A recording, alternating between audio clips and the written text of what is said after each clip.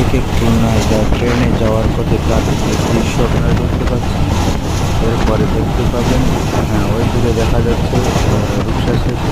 আর আমরা এবার উঠবো ট্রেনে, সেতু ট্রেন যে ট্রেন চলাচলের জন্য যে সেতুটা তৈরি হয়েছে উঠে গেছি। এবার আমরা ট্রেন চলাচলের যে সেতুটা উঠে রয়েছে রূপসার উপর দিয়ে। দেখতে পাচ্ছেন আমরা ট্রেন চলাচল সেতুর উপরে চলছে।